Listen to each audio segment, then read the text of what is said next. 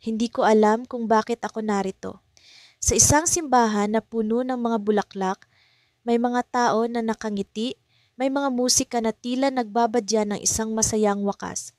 Pero para sa akin, ang bawat nota ng organo ay isang kutsilyong tumatarak sa puso ko. Sa harap ko, nakatayo si Andrea, ang babaeng minahal ko ng buong buhay ko. Ang babaeng ngayon nakasuot ng puting bestida, nakangiti sa lalaking hindi ako. Hindi ko kayang pumikit. Hindi ko kayang huminga.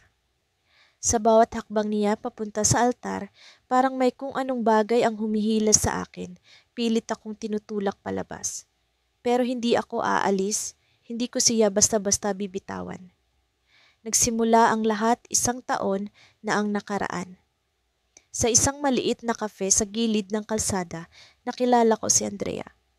Magkasabay kaming naupo sa isang sira-sirang mesa, parehong naghahanap ng tahimik na espasyo sa gitna ng maingay na lungsod. Walang masyadong drama, simpleng usapan lang tungkol sa mga librong parehas naming gusto, sa kape, sa buhay. Pero sa bawat salita niya, naramdaman kong tila may kung anong koneksyon sa pagitan naming dalawa. Isang koneksyon na hindi ko alam kung paano ipapaliwanag. Sa loob ng ilang buwan, naging mas malapit kami. Tumatawa siya sa mga biro kong minsan ako mismo hindi ko naiintindihan. Naging hilig naming maglakad sa gabi, nagpapalakad-lakad sa ilalim ng mga ilaw ng poste, nag-uusap tungkol sa mga pangarap na tila imposible. Gusto kong maging malaya, sabi niya minsan habang pinapanood namin ang mga bituin. Hindi ko alam kung ano ang ibig niyang sabihin noon, pero naramdaman kong may bigat ang mga salitang iyon. Hanggang sa isang araw bigla siyang nawala. Walang paalam, walang paliwanag.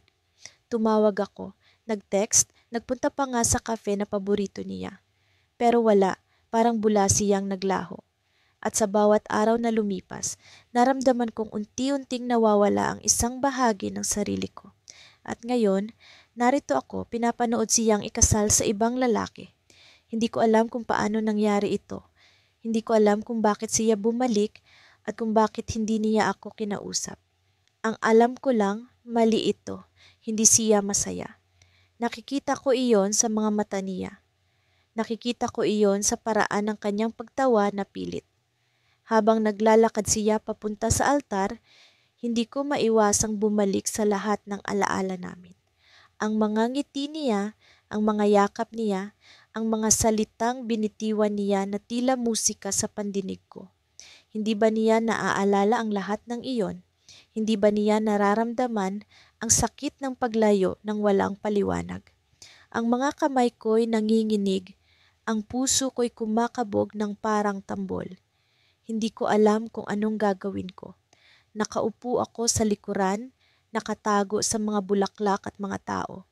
Pero nararamdaman kong kailangang may gawin ako. Hindi ko siya pwedeng hayaan na magpakasal sa isang taong hindi niya mahal. Nagsimula ang seremonya. Ang pari ay nagsalita, ang mga tao ay nakangiti, at si Andrea ay nakatingin sa kanyang magiging asawa. Pero sa likod ng kanyang mga mata, nakita ko ang takot, nakita ko ang desperasyon. At sa sandaling iyon, alam kong hindi ko siya pwedeng pabayaan. Tumayo ako mula sa aking kinauupuan. Ang mga mata ng mga tao ay napunta sa akin, pero hindi ko sila pinansin. Ang mga hakbang ko'y mabibigat, pero ang puso ko'y determinado. Tumigil ang pari sa pagsasalita at si Andrea ay tumingin sa akin, gulat na gulat. Andrea, sabi ko, halos hindi ko marinig ang sarili kong boses. Hindi mo kailangang gawin ito. Tahimik ang lahat. Ang lalaking nasa altar ay tumingin sa akin. Halata ang galit sa kanyang mukha. Pero wala akong pakialam. Ang tanging mahalaga sa akin ay si Andrea. Minahal kita, Andrea, patuloy ko. At alam kong minahal mo rin ako. Hindi ko alam kung bakit ka umalis, hindi ko alam kung bakit ka narito ngayon. Pero alam ko kung ano ang nararamdaman mo. Hindi mo siya mahal, alam kong takot ka, pero hindi mo kailangang magpakasal dahil lang sa takot. Tahimik pa rin ang lahat. Ang pari, ang mga bisita, ang lalaking ikakasal. Lahat sila ay nakatingin sa akin, parang hindi nila alam kung anong gagawin. Pero si Andrea, nakatingin siya sa akin at sa unang pagkakataon, nakita ko ang mga luha sa kanyang mga mata. Akala ko iyon na ang wakas. Akala ko sasabihin niyang tama ako. Natatakbo siya palayo at sasama siya sa akin. Pero hindi niya ginawa iyon. Sa halip, ngumiti siya. Isang ngiti na punong-puno ng lungkot. Paumanhin, bulong niya. Pero hindi mo naiintindihan. At bago pa ako makapagsalita, bigla siyang bumagsak sa sahig. Ang buong simbahan ay nagkagulo.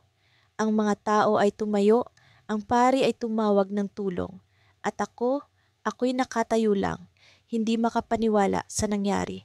Pinuntahan ko siya, lumuhod sa tabi niya, pero huli na.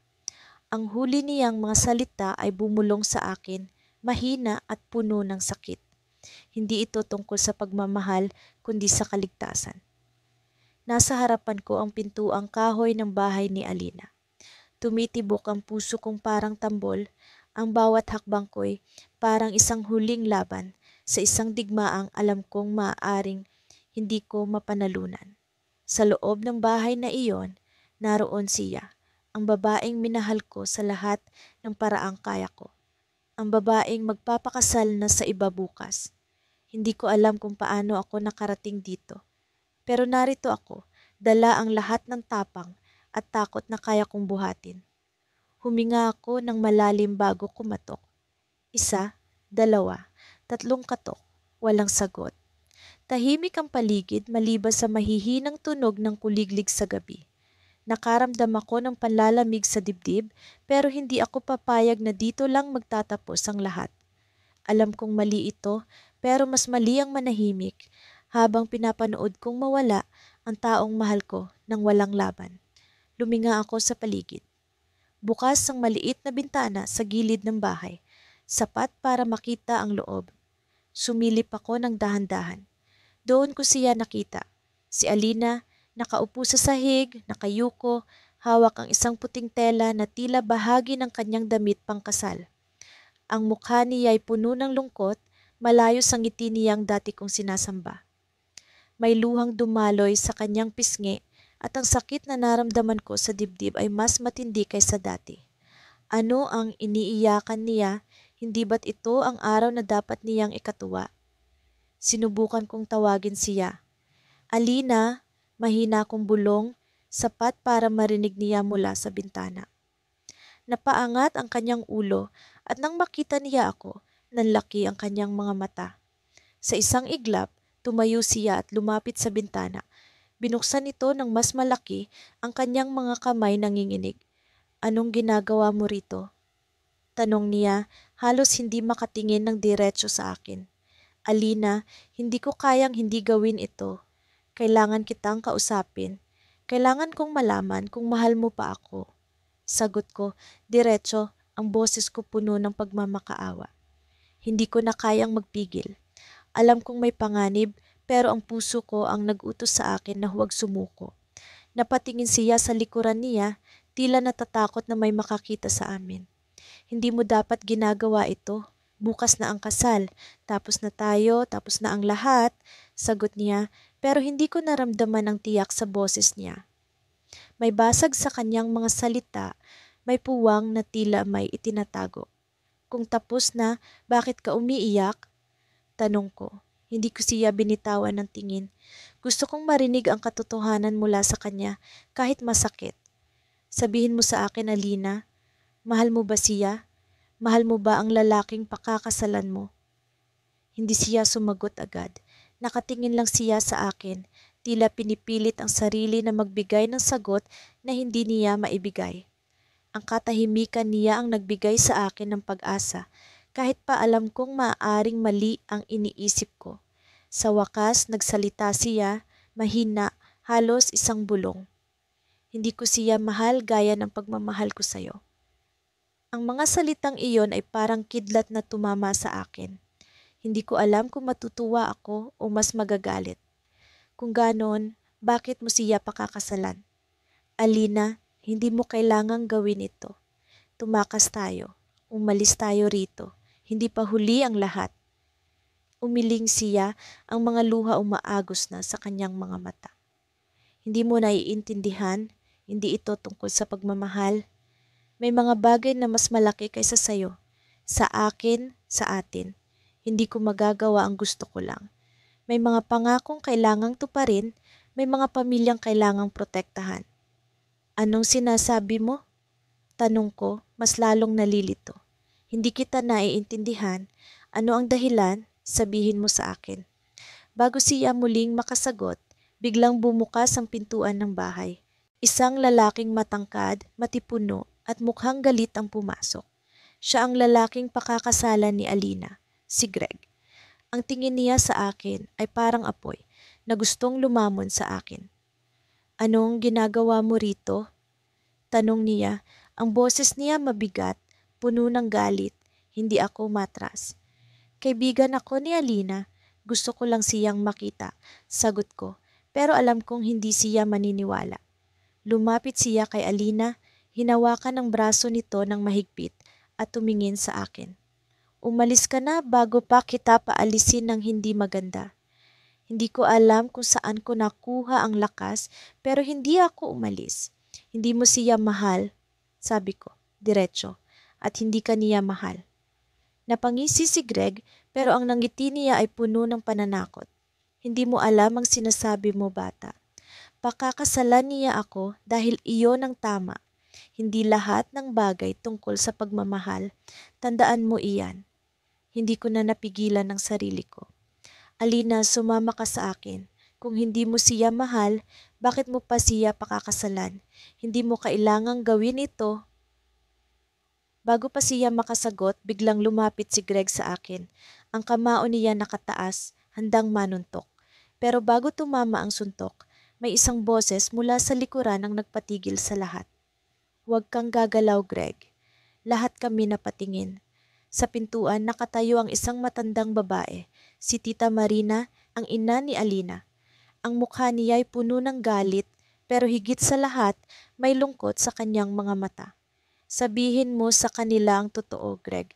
Sabihin mo kung bakit mo pinipilit ang kasal na ito. Napatigil si Greg, ang mukha niya biglang nagbago. Kahit si Alina nagulat sa sinabi ng ina niya. Ako, hindi ko alam kung ano ang ibig sabihin nito, pero ang kaba sa dibdib ko ay mas lalo pang tumindi. Ano ang tinatago ni Greg? Ano ang katotohanan na kailangang malaman namin? Pagpasok ko sa simbahan, bumungad sa akin ang tunog ng organ na tila nag-uudyok ng masakit na pag-alala. Ang bawat nota ay parang pumipiga sa puso ko. Ang mga bulaklak na nakapalamuti sa bawat sulok ng altar ay nag-aanyaya. Ngunit para sa akin, ang lahat ng iyon ay tila mga palamuti ng pagkatalo. Ang babaeng mahal ko, si Angela, ay naroon sa dulo, nakasuot ng puting bestida. Napakaganda, ngunit hindi para sa akin. Hindi ko na alam kung paano ako nakarating dito. Ang mga hakbang ko ay mabibigat, parang hinihila ng lupa. Sa bawat hakbang, binabalot ako ng kaba at desperasyon. Ang mga mata ko ay nakatuon lamang sa kanya, ang babaeng pinangarap kong makasama habang buhay.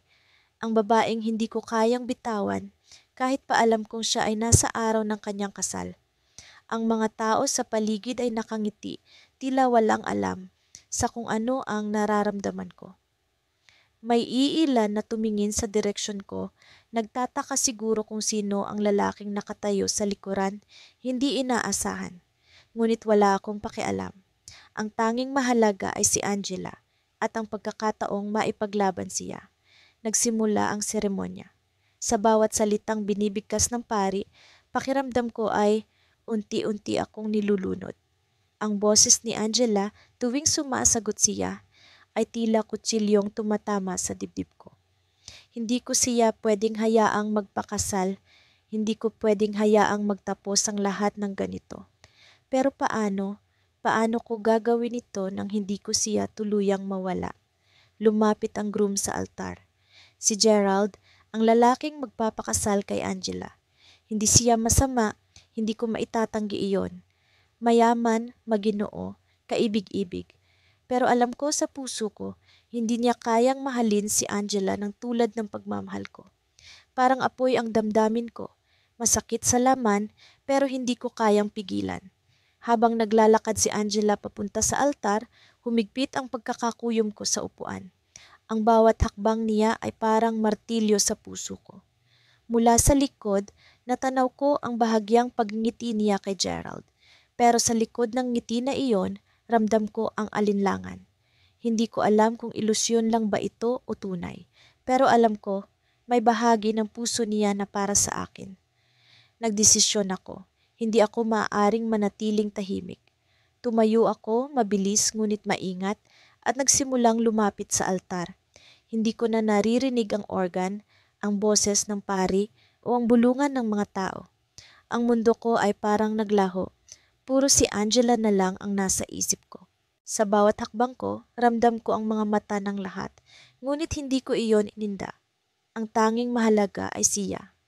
Nang makarating ako sa harap, malapit na malapit sa altar, nagulat ang lahat. Huminto ang pari. Tumigil si Angela. Ang mga mata niya ay nagtama sa akin, puno ng gulat, tanong, at isang bagay na hindi ko maipaliwanag. Lumapit si Gerald sa akin, magalang mangunit matigas ang ekspresyon. Anong ginagawa mo rito? Tanong niya, mahina ngunit puno ng tensyon. Hindi ko siya sinagot. Sa halip, tumingin ako kay Angela. Angela, sabi ko, puno ng damdamin. Hindi ko kayang hayaang mangyari ito. Mahal kita. Ang mga tao ay nagsimulang magbulungan. Ang mukha ni Angela ay puno ng gulat, tila hindi makapaniwala sa narinig. Ngunit sa ilalim ng lahat ng iyon, may kakaibang liwanag sa kanyang mga mata. Alam ko, nararamdaman ko, hindi siya ganap na masaya sa desisyong ito. Hindi niya ako tuluyang nakalimutan. Si Gerald, galit na ngayon, hinawakan ako sa braso. Wala kang karapatan dito. Umalis ka. Sigaw niya. Nyakap ko ang tapang ko. Hindi kita kayang bitawan, Angela. Hindi ko kayang bitawan ang pagmamahal ko sa'yo. Tahimik ang lahat. Ang tensyon ay parang nag-aalab sa loob ng simbahan. Si Angela, nakatayo, tila walang kakayahang magsalita.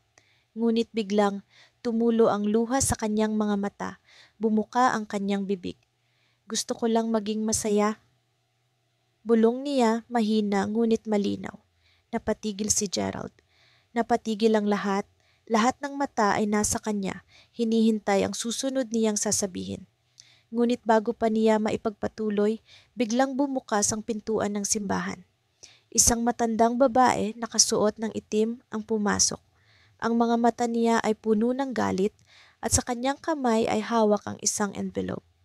Angela, hindi mo pwedeng ituloy ang kasal na ito. Sigaw ng matanda, puno ng kapangyarihan. Tila nawasak ang katahimikan ng simbahan. Lahat ay napatingin sa matanda, lalong-lalo na si Angela, na tila nagtataka at natatakot sa presensiya nito. Ako, na nakatayo pa rin sa harapan, ay hindi makapaniwala sa nangyari. Sino ang babaeng ito? Ano ang nasa envelope na hawak niya? Binalot ng tensyon ang lugar. Ang matandang babae ay lumapit sa altar, dire-diretso kay Angela. May dapat kang malaman, sabi niya, sabay abot ng envelope sa kanya. Tumingin si Angela kay Gerald na halatang hindi rin alam ang nangyayari. Pero imbis na sagutin ang tanong sa mga mata ni Gerald, kinuha ni Angela ang envelope. Nanginginig ang kanyang mga kamay habang binubuksan ito. Nang mabasa niya ang laman, nanlaki ang kanyang mga mata. Bakit mo itinago ito sa akin? Tanong ni Angela. Ang boses niya ay puno ng galit at sakit. Natigilan si Gerald. Ako na nakatingin lang ay hindi makapagsalita. Ngunit ang mga mata ni Gerald ay puno ng pagkagulat, tila may tinatago. Ngunit bago pa man sagutin ni Gerald ang tanong ni Angela, tumingin siya sa akin. Ang ekspresyon niya ay biglang nagbago, mula sa galit na puno ng pagkasuklam. At sa isang iglap, tumingin siya kay Angela. Sabay sabing, hindi ako ang taong iniisip mong mahal mo. Napatigil ang lahat, ang mga mata ni Angela ay nanatili kay Gerald, puno ng tanong. Ngunit sa loob ko, may kakaibang damdamin ang pumutok, hinala, pag-asa, takot. Ano ang ibig niyang sabihin? Ang bawat hakbang na ginagawa ko papunta sa simbahan ay parang paglalakad sa gilid ng bangin. Nag-aalab ang dibdib ko, puno ng desperasyon at pangamba. Ang sikat ng araw ay masakit sa balat, pero ang kirot na nararamdaman ko sa loob ay mas matindi. Sa mga mata ng iba, isa akong baliw, isang lalaking nagtatangkang agawin ang babaeng mahal niya sa altar, sa harap ng Diyos, sa harap ng lahat. Ngunit sa puso ko, isa akong mandirigma. Hindi ko kayang hayaan na magwakas ang lahat ng ganito. Hindi ko kayang hayaan na mawala siya sa akin. Sa kalsada, naririnig ko ang tunog ng kampana ng simbahan. Malapit na ang kasal. Ang bawat tunog nito ay parang martilyo na bumabaon sa utak ko, nagpapaalala na ang oras ko'y nauubos. Tumakbo ako ng mas mabilis, hindi na iniisip kung sino ang nakatingin. Ang mga mata ko'y nakatuon lamang sa simbahan, sa lugar kung saan nagaganap ang araw na pinakakinatatakutan ko. Nang marating ko ang harap ng simbahan, huminto ako. Tumigil ang paghinga ko. Sa pintuan, may mga nakatayo, mga bisita, mga kaibigan, mga pamilya. Lahat sila ay masaya, nakangiti, nagbabatian. Ang mga bulaklak sa paligid ay kaakit-akit, pero para sa akin, parang mga palatandaan ng pagkalunod, ng pagkatalo. Sa loob, alam kong naroon siya. Siya, ang babaeng pinangarap ko, ang babaeng tinawag kong akin kahit hindi naman talaga. Pilit kong hininga ang hangin.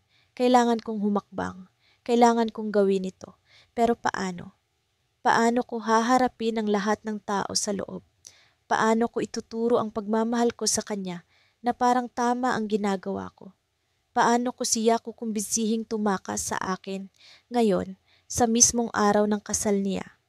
Pumasok ako sa simbahan dahan-dahan.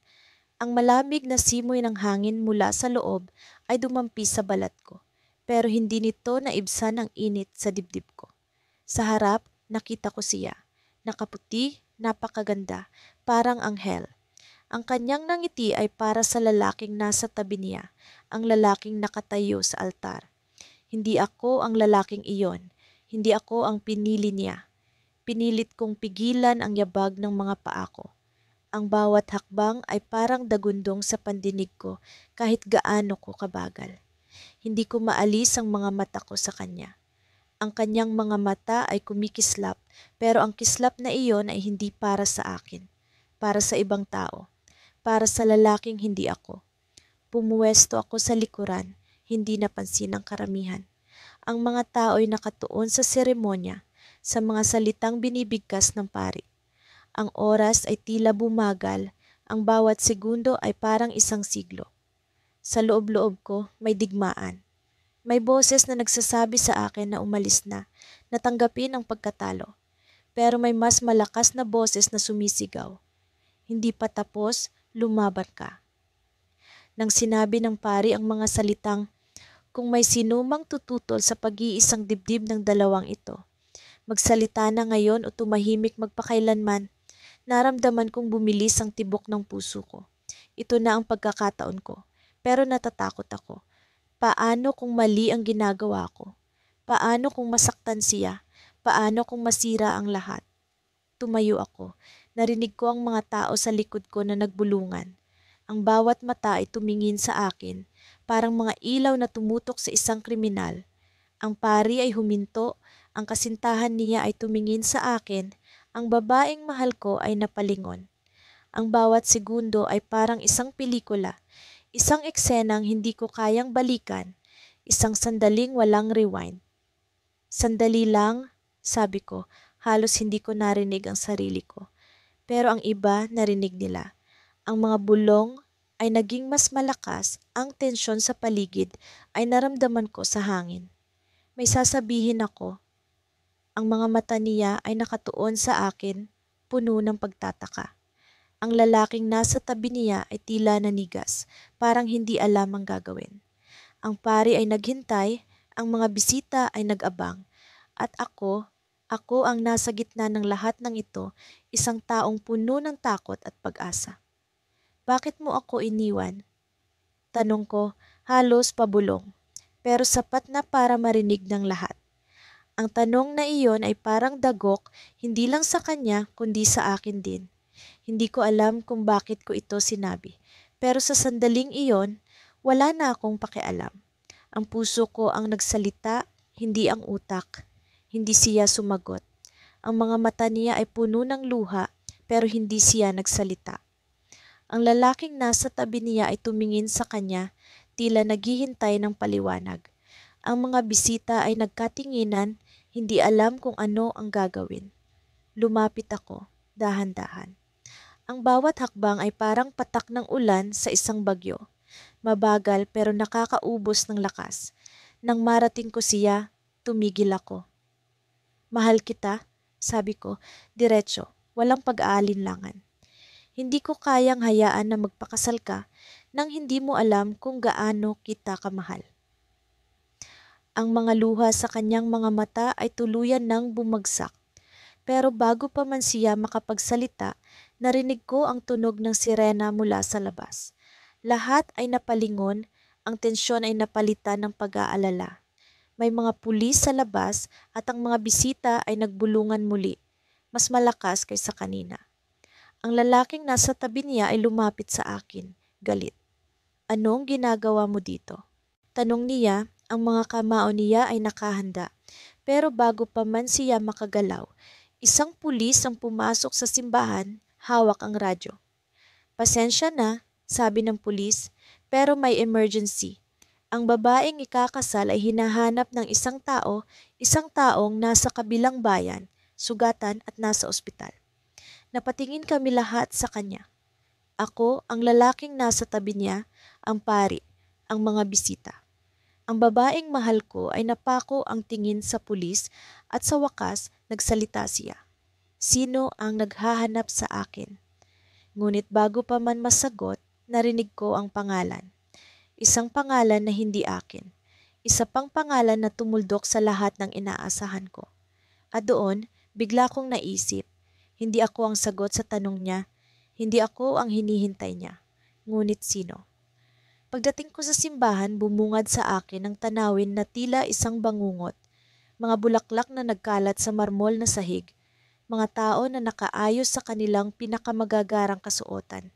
At ang tunog ng organo na nagbabadya ng nalalapit na seremonya. Nakatayo ako sa labas ng pintuan, pawis na pawis, habang ang bawat paghinga ay parang punyal sa dibdib ko. Hindi ko alam kung paano ko nagawa ang lahat ng ito, kung paano ako nakaabot dito. Ang tanging alam ko, mahal ko siya at hindi ko siya kayang pakawalan ng ganito.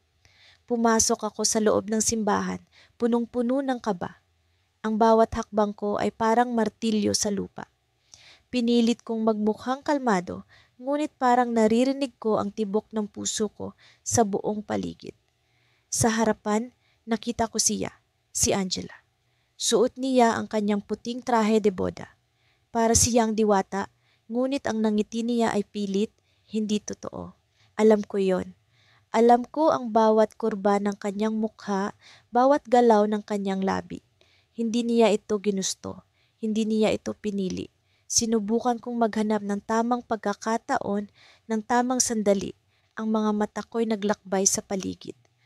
Nakita ko ang lalaking magiging asawa niya, si Marco. Nakangiti siya, puno ng kumpiyansa, na para bang sigurado siyang sa kanya na ang lahat. Hindi ko alam kung galit ang nararamdaman ko o awa, pero hindi iyon mahalaga. Ang mahalaga, kailangan kong malaman kung may natitira pang pag-asa para sa amin ni Angela. Malapit na ang seremonya. Tumayo ako sa gilid, nagtatago sa likod ng isang haligi. Nagdarasal ako, hindi sa Diyos, kundi sa pagkakataon. Sana may mangyaring milagro. Sana may isang bagay na magpapahinto sa lahat ng ito. Pero habang tumutugtog ang organo at nagsimula nang maglakad si Angela sa aisle, naramdaman kong wala akong ibang magagawa kundi kumilos. Lumapit ako sa altar, hindi alintana ang mga mata ng mga tao na nag-uusyoso. Ang mga hakbang ko'y buo ang loob, ngunit ang puso ko'y nag-aalangan. Tumayo ako sa tabi ng isang lalaking mukhang abay at doon ko naramdaman ang bigat ng sitwasyon. Ang mga mata nilang lahat ay nakatutok sa akin, ngunit hindi ko sila pinansin. Ang tanging mahalaga ay si Angela. Nang makalapit na siya sa altar, hinawakan ni Marco ang kamay niya at doon ko na naramdaman ang hindi ko kayang tiisin. Tumayo ako, hindi ko alam kung paano ko nagawa. Ngunit ang mga salitang lumabas sa bibig ko ay parang hindi ko kontrolado. Angela, sabi ko, malakas ngunit puno ng panginginig. Hindi mo kailangang gawin ito. Napatingin siya sa akin, ang mga mata niya ay nagulat, ngunit may kirot. Ang lahat ng tao sa simbahan ay napatingin din, nagbulungan, nagtanong kung sino ako. Pero wala akong pakialam. Ang mundo ko'y umiikot lamang sa kanya. Alam kong mahal mo siya, dugtong ko, pero alam kong mahal mo rin ako. Hindi kita hahayaang magpakasal nang hindi mo alam kung ano ang nasa puso mo. Tumayo si Marco, galit ang ekspresyon. Ang mga kamao niya ay bumigat. Anong ginagawa mo dito? Wala kang karapatan? Sigaw niya, ngunit hindi ako natinag. Si Angela ay umiiyak na ngayon. Hindi ko alam kung luha ng galit o luha ng pagkalito. Pero sa bawat patak ng luha niya, nararamdaman kong tama ang ginawa ko. Angela, bulong ko, hindi mo kailangang pumili ngayon. Pero kailangan mong malaman kung sino ang mahal mo. Tumayo siya doon, tahimik, habang ang lahat ay naghihintay sa sagot niya.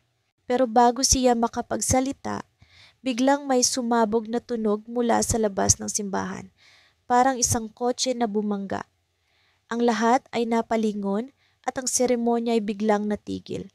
Tumakbo ang ilang tao palabas, nag-uusyoso kung ano ang nangyari. Si Marco ay napakunot noo, umiiling, ngunit si Angela ay naglakad palayo mula sa altar. Lumapit ako sa kanya, hinawakan ang kamay niya. Angela, sabihin mo sa akin, anong nasa puso mo? Ngunit bago pa siya makasagot, dumating ang isang pulis, hiningal at may daladalang balita. May aksidente sa labas, sabi niya, isang babaeng tumatakbo ang nadamay. Ang mga mata ni Angela ay lumaki at biglang bumagsak ang kamay niya sa akin. Tumakbo siya palabas ng simbahan, hindi ko alam kung bakit. Sumunod ako, ngunit ang huling tanawin na nakita ko ay ang katawan ng isang babae sa kalsada, duguan, habang si Angela ay nakaluhod sa tabi nito. Hindi ko alam kung sino ang babaeng iyon, pero ang ekspresyon ni Angela ay nagbigay sa akin ng palaisipan na maaaring magbago ang lahat. Tahimik ang paligid nang dumating ako sa simbahan. Ang tunog ng aking mga yapak ay tila alingawngaw sa malamig na sementadong daan na may maliliit na basag. Ang langit ay makulimlim, parang nagbabadya ng ulan, ngunit sa loob ko'y parang bagyo ang nararamdaman. Sa harap ko'y nakatayo ang malaking pinto ng simbahan, matayog, halos nakatingin sa langit. Ang lugar kung saan magtatapos ang lahat. Ang lugar kung saan kailangan kong magpasya. 2 araw na akong walang tulog at ang bawat hakbang ko'y parang mabigat na bakal na hinihila. Pero hindi ko alintana. Alam ko na ito na ang huling pagkakataon. Hindi ko kayang hayaang mawala siya ng ganito. Hindi ko kayang hayaang magpakasal si Eliza sa lalaking hindi niya mahal. Alam kong ako ang mahal niya, alam kong ako ang nararapat para sa kanya. Pagpasok ko sa simbahan, bumungad sa akin ang mga bulaklak na nakahilera sa aisle. Mga puting rosas at lavender na tila bumabati sa akin ngunit sabay ding nanunuya sa desperasyon ko. Sa gitna ng altar, nandun siya, nakasuot ng puting damit pangkasal, napakaganda, parang diwata. Pero higit sa lahat, ang mga mata niyang nagtatago ng lungkot. Kita ko iyon, kahit papilit niyang nanginitian, ang lalaking nakatayo sa tabi niya. Ang lalaking iyon, si Marco, ang lalaking dapat niyang pakasalan. Nagtago ako sa likuran ng isang haligi, hinahanap ang tamang pagkakataon. Ang mga bisita ay abala sa kani-kanilang usapan, pero ang oras ay lumilipas ng mabilis. Unti-unti na silang nagsisimulang pumunta sa kanilang mga pwesto. Ang bawat tunog ng kampana ay tila dagok sa puso ko. Ang bawat galaw ni Elisa ay parang paunti-unting paglayo niya sa akin. Hindi ko alam kung paano ako nakarating dito. Mula sa gabing umamin siya sa akin na mahal niya ako, pero kailangan niyang gawin ito para sa pamilya niya. Hanggang sa huling mensaheng ipinadala niya. Patawarin mo ako. Mahal kita pero kailangan kong gawin ito. Hindi ko matanggap. Hanggang na ngayon, hindi pa rin. Kaya narito ako, handang gawin ang lahat, kahit pasirain ang araw na ito. Kahit pa itapon ang lahat ng prinsipyo ko sa hangin. Nagsimula na ang seremonya. Ang pari ay nagsimula ng magsalita at ang mga bisita ay tumahimik. Si Elisa ay nakatingin kay Marco, ngunit pansin ko ang mga mata niyang pumipintig sa bawat salita ng pari. Ang mga kamay niya ay nanginginig kahit pahawak siya ni Marco. Alam kong hindi niya gusto ito. Alam ko, kailangan kong kumilos. Walang plano, walang kasiguraduhan, basta't alam kong hindi ko kayang hayaan siyang mawala. Humakbang ako palabas mula sa haligi, patungo sa aisle. Ang tunog ng sapatos ko sa sahig ay umalingaw-ngaw. Ang bawat hakbang ko'y tila nag-uudyok ng mga mata ng bawat bisita. Naramdaman kong unti-unti silang tumingin sa akin, nagtataka, naguguluhan. Eliza, sigaw ko. Bahagyang naputol ang seremonya at ang lahat ng matay dumako sa akin. Kita ko ang gulat sa mukha ni Marco, ang pagkalito sa pari at higit sa lahat, ang takot at lungkot sa mga mata ni Eliza. Anong ginagawa mo rito? Tanong ni Marco, punong-puno ng galit. Ang boses niya ay matalim, ngunit hindi ko siya pinansin. Tumutok lang ako kay Eliza, na ngayon ay nakatingin sa akin, tila nag-aalangan. Mahal kita, sabi ko, diretso, walang pag-aalinlangan. Alam kong mahal mo rin ako. Alam kong hindi mo gusto ito. Hindi mo kailangang gawin ito. Nagkagulo ang mga bisita. Ang iba'y bumubulong, ang iba'y nagtataka. Ang ina ni Eliza ay tumayo, galit na galit, ngunit hindi ko sila pinansin. Ang mundo ko'y umiikot lang kay Eliza. Tumayo siya, pero hindi siya kumilos. Kita ko ang mga luha sa kanyang mga mata, ngunit hindi siya nagsalita. Lumapit si Marco sa akin, ang mga kamao niya'y nakahanda. Umalis ka rito, hindi mo alam ang sinasabi mo, sigaw niya. Pero bago pa siya makalapit, naramdaman kong may kamay na sumapo sa aking braso, si Elisa. Hinawakan niya ako, mahigpit, at sa unang pagkakataon, nagsalita siya. Marco, tama na, mahina niyang sabi, ngunit sapat na para tumigil si Marco. Ang lahat ay naghintay sa susunod na mangyayari. Pero bago pa siya makapagsalita ulit, biglang bumukas ang mga pintuan ng simbahan. Bumungad ang isang lalaking nakasuot ng itim na jacket. Basang-basa mula sa ulan na nagsimula ng bumuhos sa labas. Eliza, sabi ng lalaki, ang boses niya ay puno ng tensyon. Hindi mo pwedeng ituloy ito. Napatingin ako sa kanya at ang lahat ng tao'y tila nagulat. Sino siya? Bakit siya narito?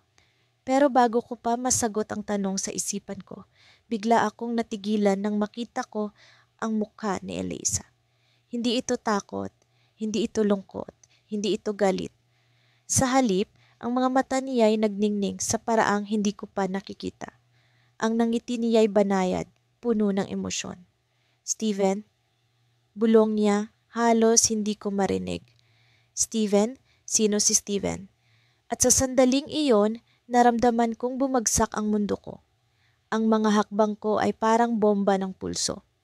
Sa bawat pag-apak ko sa simentadong daan, parang naririnig ko ang tibok ng puso ko na sumisigaw ng pangalan niya, si Lila.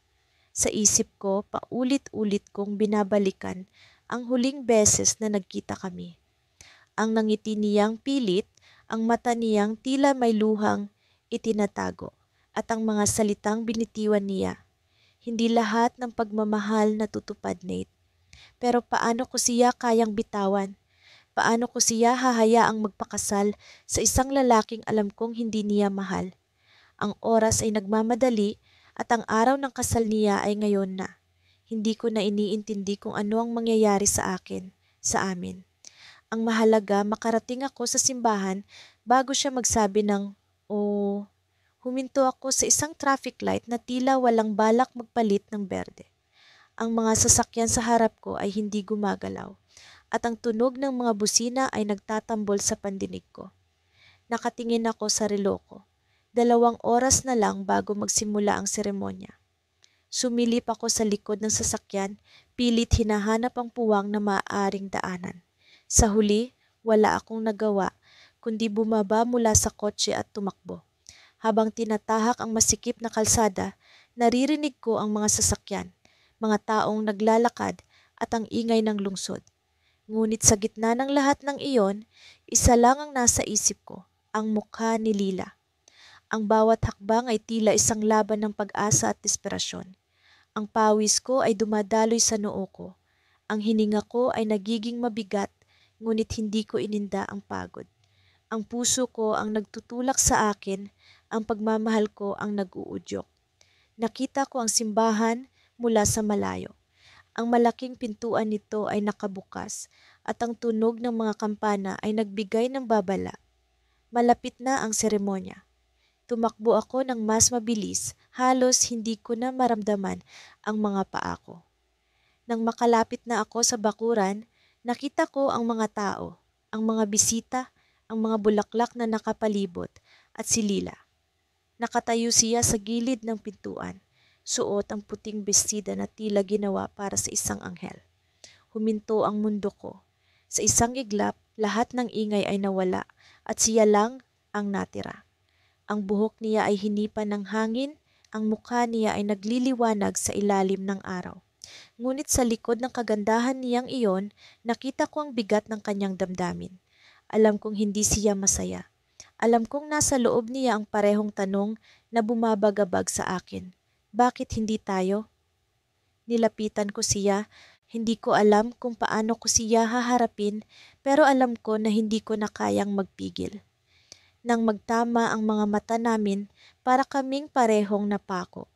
Ang labi niya ay gumalaw, tila may sasabihin, ngunit ako ang naunang nagsalita. "Lila, huwag mong gawin ito," sabi ko, halos pabulong ngunit puno ng emosyon. "Hindi mo siya mahal, alam kong mahal mo ako." Tumitig siya sa akin at sa isang segundo nakita ko ang sakit sa mga mata niya. Pero bago pa siya makasagot, isang lalaki ang lumapit sa kanya. Ang lalaking ikakasal niya, si Daniel. Ang kamay niya ay marahang dumapo sa balikat ni Lila at tumingin siya sa akin ng may pagtataka. "Sino siya, Lila?" tanong ni Daniel, ngunit ang tono niya ay halata ang pag-aalala. Hindi ko alam kung paano ko sasagutin. Nakatingin lang ako kay Lila, umaasa na siya ang magsalita para sa amin. Ngunit sa halip na gawin iyon, yumuko siya at umiwas ng tingin. Ang sakit ay parang punyal na tumarak sa puso ko. "Isa siyang kaibigan?" sagot niya, mahina ngunit malinaw. Kaibigan. Ang salitang iyon ay tumama sa akin ng mas malakas kaysa sa inaasahan ko. Ngunit bago pa ako makapagprotesta, hinawakan ni Daniel ang kamay niya at iginiya siya papasok ng simbahan. Tumayo lang ako roon, nakatayo sa gitna ng lahat habang ang pintuan ng simbahan ay unti-unting nagsara. Akala ko tapos na ang lahat. Akala ko iyon na ang huling pagkakataon ko. Ngunit bago tuluyang magsara ang pintuan, nakita ko ang isang bagay na nagpabago sa lahat. Ang kamay ni Lila na hawak ni Daniel ay bumitaw. Hindi iyon sinasadya, hindi iyon aksidente. Bumitaw siya ng marahan, ngunit malinaw. Ang pintuan ng simbahan ay tuluyan ng nagsara, ngunit hindi iyon mahalaga. Ang simpleng kilos na iyon, ang pagbitiw niya, ay nagbigay sa akin ng pag-asa. Hindi pa tapos ang laban na ito. Hindi pa. Pumalahaw ang sigaw ng mga kampana ng simbahan, tila mga paalala ng oras na patuloy na umaandar, oras na pilit kong hinahabol. Ang bawat tunog ay parang hampas sa dibdib ko. Bawat hikbi ng bakal ay parang paalala na malapit na ang katapusan. Nakatingin ako sa pintuan ng kapilya ang mahabang pulang carpet na parang dugong dumadaloy sa pagitan ng altar at ng pintuan. Hindi ko maipaliwanag ang bigat ng pakiramdam, parang may higanteng kamay na nakadagan sa puso ko. Nasa likod ako ng mga pew, nakatago sa lilim ng kahoy na ukit. Nakatayo roon ang mga bisita, nakangiti, nagkukwentuhan, ni hindi alintana ang kaguluhan sa loob ko. Ang babaeng mahal ko, si Clara, ay nasa likod ng saradong pinto, sa dulo ng pasilyo. Alam kong naroon siya, naghahanda, suot ang puting damit na dapat ay para sa akin. Ang mga bulaklak na nakapaligid ay parang mga saksi sa kasalanang gagawin ko. Nagiinit ang buong katawan ko, nanginginig ang mga kamay ko, habang hawak ang sulat na isinulat niya sa akin 2 araw bago ang araw na ito. Kung mahal mo talaga ako, makikita mo kung paano ako lalaban sa hinaharap na hindi ko pinili. Pero kung mahal mo ako, isinulat niya, huwag mo akong saktan. Hayaan mo akong lumakad sa altar ng walang takot. Pero paano ko siya hahayaang lumakad habang alam kong ang bawat hakbang niya ay papalapit sa isang buhay na hindi niya gusto? Paano ko siya hahayaang mawala habang alam kong kaya ko siyang iligtas? Hindi ko alam kung paano ko napasok ang simbahan nang hindi nahuli, pero narito ako ngayon naghihintay sa tamang sandali. Ang sandali kung kailan ko siya tatawagin, kukunin, at sasabihin ang lahat ng hindi ko nasabi. Narinig ko ang pagbukas ng pinto sa harapan. Tumigil ang lahat ng ingay, mga kwentuhan, mga halakhak, pati na ang tunog ng kampana. Lahat ng mata ay napunta sa kanya. Lumabas si Clara, suot ang puting damit na parang ulap, ang nangiti niya ay hindi sapat para itago ang lungkot sa likod ng kanyang mga mata. Paanong hindi nila nakikita iyon? Paanong hindi nila nararamdaman ang bigat sa bawat hakbang niya? Tila ako lang ang nakakakita sa totoong nararamdaman niya. Dumiretso siya sa pasilyo, hawak ang bukid ng mga bulaklak na tila may sariling bigat. Nakatitig ang lalaking naghihintay sa altar, si Martin, ang mapapangasawa niya. Hindi ko siya kinamumuhian, pero hindi ko rin siya kayang respetuhin. Alam kong may bahagi ng puso ni Clara na naroon sa kanya, pero alam kong mas malaki ang sa akin. Alam kong ako ang pinili niya, pero hindi siya binigyan ng pagkakataong pumili. Napansin kong tumingin siya sa mga bisita, tila hinahanap ang isang tao. Hinahanap ba niya ako? Hindi ko alam kung kaya kong manatiling nakatago habang ganito ang pakiramdam ko. Napakabagal ng oras, bawat hakbang niya ay parang 1,000 segundo ang pagitan. Lalo akong napatitig sa sulat, ang sulat na dapat sana'y sagot sa lahat ng tanong ko. Pero hindi ito sapat, hindi ito kailanman naging sapat. Nang makarating siya sa gitna ng pasilyo, tumigil siya saglit. Napansin ko ang kanyang paghinga, mabilis, parang kinakabahan. Bumagsak ang isang bulaklak mula sa kanyang buke at lahat ng mata ay napunta sa kanya. Pero ako ang nakakita kung paano siya tumingin sa akin. Oo, tumingin siya diretso sa mata ko. Alam niyang narito ako. Alam niyang hindi ko siya iiwan. Napako ako sa kinatatayuan ko. Hindi ko alam kung hihintayin ko ang susunod niyang hakbang o kung susugod na ako. Pero bago pa man ako makagalaw, narinig ko ang tunog ng sapatos sa marmol.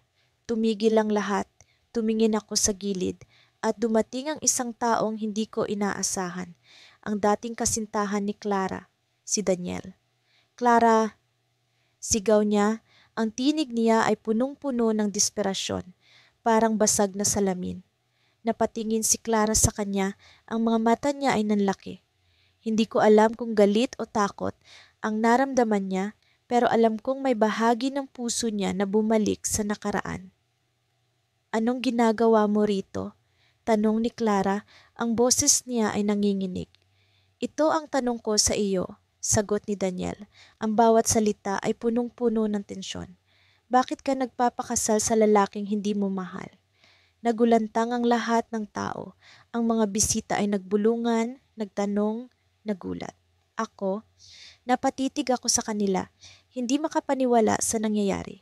Akala ko ako ang magiging sagabal sa kasal na ito, pero bakit narito si Daniel? Alam niyang mahal ko si Clara. Alam niyang may laban ako. Bakit niya ito ginagawa? Daniel, umalis ka na, sabi ni Clara, pero ang boses niya ay parang awit ng kawalan.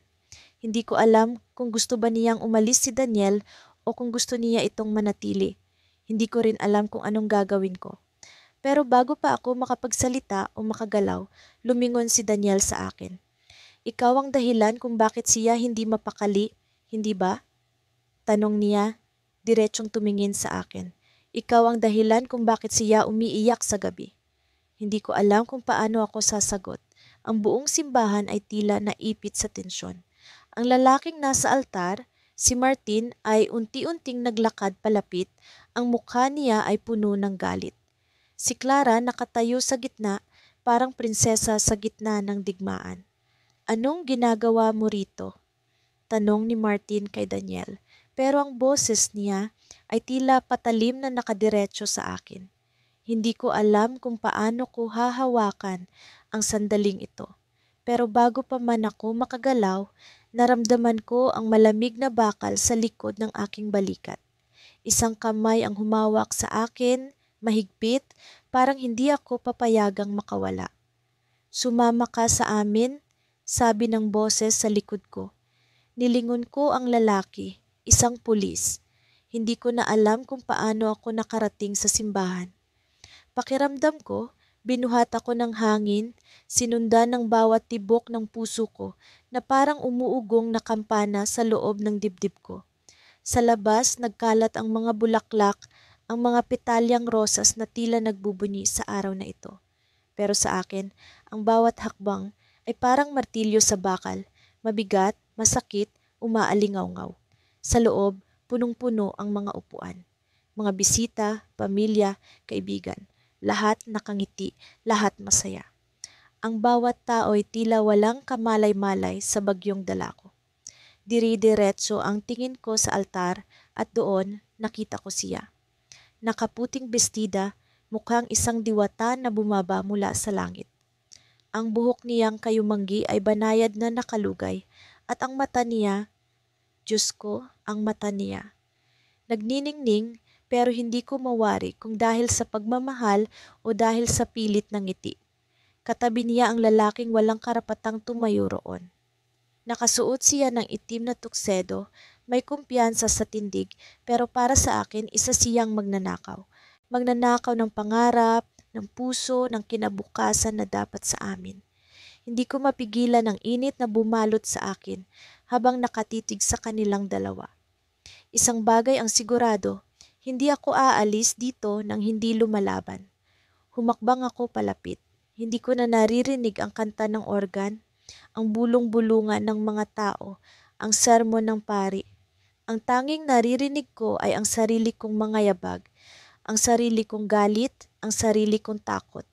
Paano kung hindi niya ako piliin? Paano kung masaktan lang siya lalo? Pero paano kung hindi ko siya subukang iligtas? Tumigil ako sa gitna ng aisle. Ang lahat ng mata ay napunta sa akin. Sa isang iglap, parang bumagal ang oras. Ang bawat tao ay nagkatinginan, ang bawat bulong ay nagkaroon ng bigat. Nakaramdam ako ng mga kamay na pilit akong hinihila palayo, pero hindi ako nagpatinag. Hindi ko na kaya. Hindi ko na kayang magpigil. Sandali! Sigaw ko malakas, buo at basag ang katahimikan. Ang pari, ang groom, ang bride, lahat napalingon sa akin. Ramdam ko ang bigat ng bawat tingin, ang galit, ang pagtataka, ang hiya. Pero hindi ko ininda ang mga iyon. Ang tanging mahalaga lang ay siya. Hindi ko kayang hayaan kang magpakasal. Dugtong ko, halos sumabog ang boses ko sa emosyon. Mahal kita at alam kong mahal mo rin ako. Huwag kang magpanggap. Huwag kang sumunod sa dapat. Sumunod ka sa kung ano ang totoo. Bumagsak ang bawat salita ko sa simbahan na parang bomba. Ang groom ay galit na galit, ang bride ay nanlaki ang mata, at ang mga bisita ay tila nanigas sa kanilang mga upuan. Naglakad ako palapit sa altar, hindi na iniintindi kung ano ang mangyayari. Wala akong plano, wala akong direksyon. Ang tanging alam ko lang ay mahal ko siya at hindi ako susuko. Sabihin mo sa akin, halos pakiusap na ang tono ko habang nakatingin sa kanyang mga mata. Sabihin mo kung mahal mo siya o ako. Sabihin mo kung ano ang nasa puso mo. Tahimik siya. Ang bawat segundo ay parang isang siglo. Nakatingin siya sa akin pero hindi ko mabasa ang damdamin niya. Ang pari ay bumaba mula sa altar, ang groom ay naglakad palapit, at ang mga tao ay nagkakagulo, pero wala akong paki. Ang buong mundo ay naglaho, ang tanging mahalaga lang ay ang sagot niya. Mahal kita, bulong niya, halos hindi ko narinig, pero sapat na. Ang mga salitang iyon ay parang kidlat na tumama sa akin. Pero bago pa ako makagalaw, bago pa ako makaramdam ng kahit ano, bigla siyang umiwas ng tingin. Pero hindi kita pipiliin, dugtong niya, mas malakas na ngayon, bawat salita ay parang kutsilyo sa puso ko. Nakaramdam ako ng malamig na pawis sa likod ko, ng kawalan ng hangin sa paligid. Mahal kita, pero may mga bagay na mas mahalaga kaysa pagmamahal. Patawarin mo ako. Hindi ko alam kung paano ko tatanggapin iyon. Ang init sa dibdib ko ay biglang naging yelo. Ang galit ay naging kawalan. Ang pag-asa ay naging pagkalugmok. Ang groom ay humakbang palapit. Ang mga bisita ay tila nagbalik sa kanilang ingay at ako'y nanatiling nakatayo, nakatingin sa kanya, hindi makapaniwala. Naramdaman ko ang kamay ng isang gwardya sa balikat ko, pilit akong hinihila palabas. Pero bago pa ako makaalis, bago pa ako tuluyang bumigay, may narinig akong isang tunog, isang matinis, pamilyar na tunog. Ang lahat ay napalingon sa likuran at nakita ko kung bakit.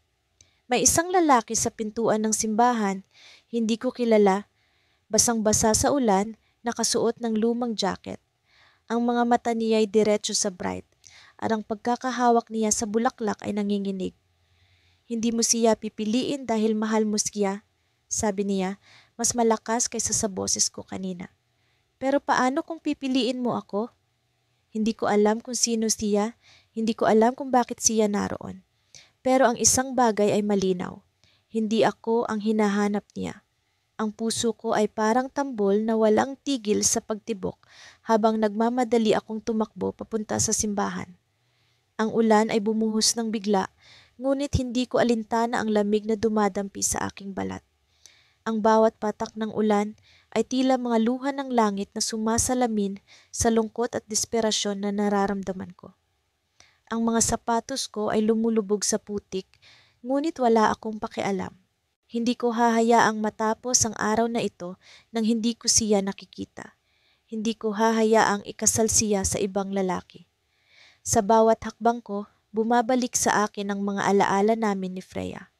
Ang mga ngiti niya, ang halakhak niya, ang paraan ng pagtingin niya sa akin na parang ako lang ang mahalaga sa mundo. Pero ngayon, ang mga titig na iyon ay para sa iba. Alam kong mali, alam kong huli na, pero paano ko pipigilan ang sarili ko kung siya ang dahilan kung bakit ako humihinga? Siya ang buhay ko. At ngayong araw, siya ang mawawala sa akin. Nang makarating ako sa harap ng simbahan, saglit akong natigilan. Ang napakagandang gusali ay tila naging isang kuta na kailangang salakayin. Ang mga bulaklak na nakalagay sa harap ay parang mga palatandaan ng aking pagkatalo. Maputi, masaya, perpekto. Isang perpektong araw para sa isang kasal na hindi ko kayang tanggapin. Nakita ko ang mga bisita sa labas, nag-uusap at nag-aabang, lahat masaya. Tila ako lang ang hindi kabilang sa mundong iyon. Dahan-dahan akong pumasok sa loob. Ang bawat hakbang ko sa marmol na sahig ay parang isang tunog ng kampana sa aking tenga. Matining, mabigat, nakapanlulumong. Naisip ko kung paano kaya ako tatanggapin ni Freya kapag nakita niya akong narito. Magagalit ba siya, matutuwa, o baka hindi niya ako pansinin dahil nasa tabi na niya ang lalaking pinili niya. Sa wakas narating ko ang pinto ng kapilya. Ang mga mata ko ay agad na tumuon sa altar. Naroon siya, si Freya, nakaputing bestida, napakaganda, parang anghel na bumaba sa lupa. Ang buhok niya ay nakalugay, ang nangiti niya ay naroon. Ngunit may kakaibang lungkot sa mga mata niya na tila ako lang ang nakakapansin. Ang lalaking katabi niya, si Daniel, ay nakatingin sa kanya na parang siya na ang pinakamagandang tanawin sa mundo. Hindi ko alam kung paano ko titingnan ang eksenang ito nang hindi sumasabog ang puso ko. Hindi ko alam kung paano ako nagkaroon ng lakas ng loob, pero tumayo ako mula sa likuran at nagsimulang maglakad papunta sa harap. Naririnig ko ang bulungan ng mga bisita, ang mga tanong sa kanilang mga mata. Ngunit wala akong pakialam. Ang mundo ko ay umiikot lamang sa kanya.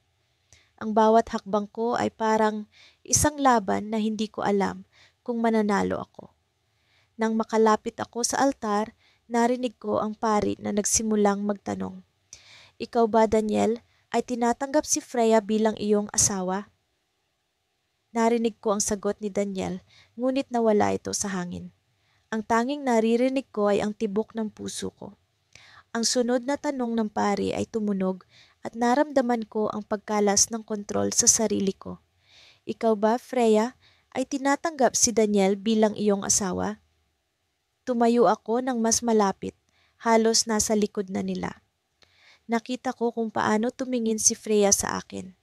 Ang mga mata niya ay puno ng emosyon na hindi ko maipaliwanag. May takot, may lungkot, at may pagmamahal. Hindi siya agad sumagot.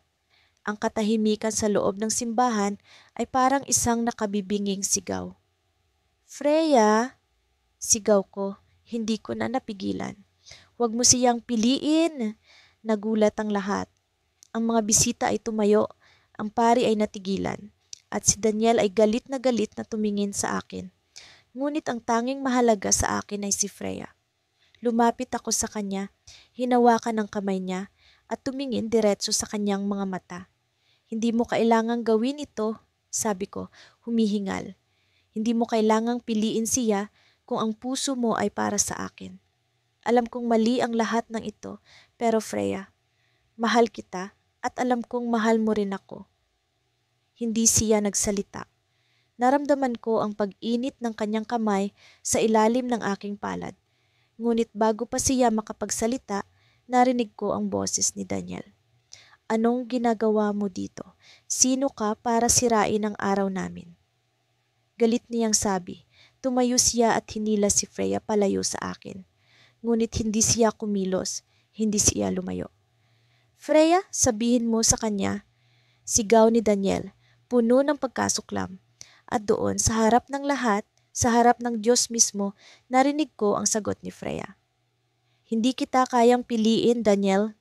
Bulong niya, ngunit sapat na para marinig ng lahat. Ang mundo ko ay biglang naging maliwanag. Ngunit bago pa ako makagalaw, bago pa ako makapagdiwang, narinig ko ang tunog ng sirena mula sa labas. Ilang pulis ang pumasok sa simbahan, ang mga armas nila ay nakatutok sa akin. Ikaw ba si Lucas Reyes? Tanong ng isang opisyal. Hindi ako nakasagot. Ang mga mata ko ay nakatuon kay Freya na ngayon ay umiiyak. May warrant kami laban sa iyo. Tumigil ka kung ayaw mong masaktan. Hindi ko alam kung ano ang nangyayari. Ang mundo ko ay biglang bumaliktad.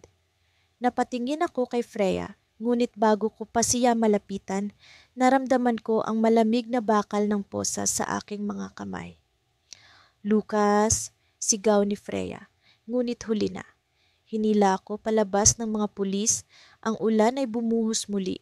At ang araw na minsan kong inakala na magiging akin ay naging isang bangungot.